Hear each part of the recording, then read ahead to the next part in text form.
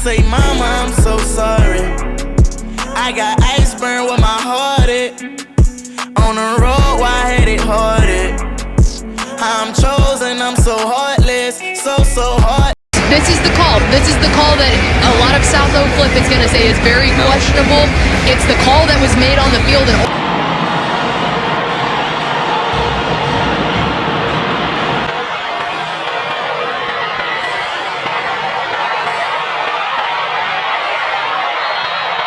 And my thing was, you know, at the end of the day, whether it was pass interference or not, you know, or holding, you know, or whatever, you know, it could be everybody's point of view. My thing was, that's not a good situation for a person that's connected to a place to be in that position. That wasn't a good situation for him to be in. Right. I'm gonna go through it so people can be educated on how you come about the officials. The officials, that's what I want to get to. How does that come about? Okay, so it's the two coaches. You know, you got one from down that area. Right. You know, he used the Houston chapter. You know, we use the Dallas chapter. Right. You know, well, what you try to do, you know, if you can, you want to be as neutral as possible, because our second chapter that we normally use in the playoffs is Houston. Right. Why I use Houston is because I want somebody that ref games that kind of see the same demographics of what we have up here in Dallas in them type of games. So I don't want a team from San Antonio that don't really see true inner city black kids play. And I want people that's used to working, you know, big games where we can get real physical and know how to handle the kids and stuff like that. True. So he was my selection. Right. Then his second selection was the crew that we had. That crew had previously did the 2 Cedar Hill games in the playoffs, and it also did they did Duncanville Spring Westville games. So I knew they had been around some, you know, like people that's similar to us and stuff like that. So his first choice, you didn't agree with his first choice? No, his first choice was off the board because he had already got selected for another game. Okay, gotcha. Okay, so I had my crew from Dallas. His first choice was gone, which made me go to his second choice. Ricky Hearn was my choice from the Dallas group. Is that the light-skinned guy that did the Little game? Okay, him. Okay, so I actually talked to a guy off their crew.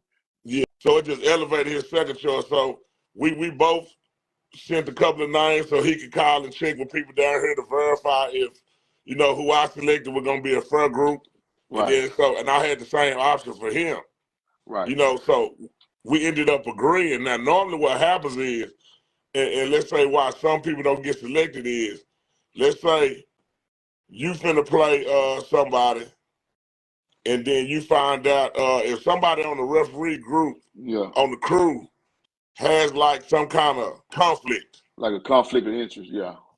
Normally that crew should be like, hey, exactly. if y'all want to use us, now understand, one of my people on my crew, let's say, stays in Port Neches Grove. You know what I'm saying? Right. And then that gives us the right to go back and say, well, hey, can we stay there? Either we go, we still feel comfortable with it, or either we gonna be like, no, I need to get another name and we'll flip for them too. It's kind of like jury selection. Hey man, do you have any problem with such and such in this case? Well, it might be because me and his brother went to school, and so I'll be biased toward coach. So they're gonna strike the person. Now, so the crew came, from talking to Cedar Hill, talking to Duncanville, the crew in their games, that didn't come to no conflict because they weren't playing a particular school. Right. Now, if I would have known that one of the crew members was a dentist, in Port Neches, then I would have exited and been like, all right, give me another crew. Right. You know what I'm saying? Yeah. But I didn't have no knowledge or nothing was presented to me to say, hey, this is that. It is what it is. But that's how the whole shit go about. Okay, that's why I'm trying to figure out who, because everybody, man, Todd and them pick the crew. Like, nah, I refuse to believe. I know Todd ain't no damn fool. He's not finna pick no crew or nobody that's from Port Neches. And you know that. That's just crazy. So let me ask you this, Todd, for clarity. So when you say the Dallas chapter, everybody got crews. When you pick a ref, you automatically get their crew, or can you pick them individually? No. You pick the particular crew within the chapter that you want or that you like, and then the coaches, you try to agree on it. Right. So it don't have to go to UIL where they can just randomly right. just select somebody and you don't know what the hell you're gonna get. Yeah. And for clarity, when you say pick a guy, you're picking the head white hat, right? Yeah, the head white hat and his crew is normally established as his crew. Gotcha. I just wanted to make sure for clarity so people Yeah. that don't understand it.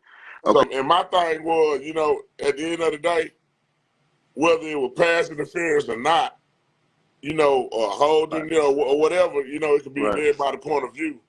My thing was, that's not a good situation for a person that's connected to a place to be in that position. That wasn't a good situation for him to be in. Right. That's not, and that's what I'm saying too. I don't know how UIL Tasso had it happen. And see, a lot of this should be on whitehead name. What's his name? The head whitehead. I think Goodwin. Goodwin. Yeah, he has to bring that to somebody's attention to say, "Hey, man, I got a guy on my staff, man, from Port Neches, man. Todd, would there be an issue or what?" You know what I'm saying? Yeah, but you got to realize too, they ain't trying to disclose some of this information, right? Because it's so cutthroat on them getting to these games and and putting on their resume, their state championship games, and then their money, and they gotta have it. So they ain't trying to do none of the disclose. They're just gonna disbar them from repping their game. They're gonna leave it alone. And y'all be quiet. And I want to take it a step further. It's like, and so like I'm telling you how this reference shit normally go. You know, I mean, especially when you start talking about these big playoff games, because these crews want to be selected because they only references these coaches call coaches. Right. So a coach is gonna call a coach and be like, such. So you want to have a good reference with coaches in different cities because you know they're gonna reach out to you and try to get you. Right. So how it normally go is like all game, our cornerback that they call the PI on, the ref over there was Kerry. They was telling me that when he was jamming the guy, that his hands was going to the guy's face. Right. Now they told me this repeatedly throughout the game, probably maybe like at least 2 times. They're like, "Hey, coach, talk to number 2, such and such and such." When he's jamming the guy, he's getting a hand to the face on the guy. Right. So they told us that a couple times, and when they called that, we wasn't tripping. I mean, on the end cutting route, then you pivot out. You see the receiver, he pushed his hand. IDB probably braced him and like just scraped his shoulder, but he didn't impede him on cutting back out or nothing like that. And at the referee, the angle the referee was looking at, he can't see what you see on the still shot picture. Shit just fucked up, man. My thing is the timing of it. You threw the flag so late after hitting when you realized the kid didn't have a chance to make the play. Then you threw the flag. I'm like, wow. You know what I mean? They made more plays to win the game than we did. We wasn't our play. We wasn't our coach. We just didn't win this week. Just didn't win it. We won 13 games. Right. And lost 3. And the 3 team we lost to was all state champions. But I'm saying, but it was on the backs of the assistant coaches. There wasn't just no Todd thing. Yeah. Like this is a group of people that been locked in that benefited others. But also what I'm getting into now is I'm finna start talking to a lot of these African American college coaches, who a lot of them are making it some big time money now, and I'm talking they making some generational type money, that I think they need to start getting in and getting some and start putting the funds together to start helping and mentoring and blessing some of these young coaches across the country too. I mean, like some of these coaches, like you look up these salaries, some of these cats making like over $500,000 to do the same thing we doing. We won 13 games. And lost 3. And the 3 team we lost to was all state champions. State champions. That's getting it. But people can't get the big picture. They won't look at that make most man. We like 13-3 and all 3 teams we like to one state. That's getting it.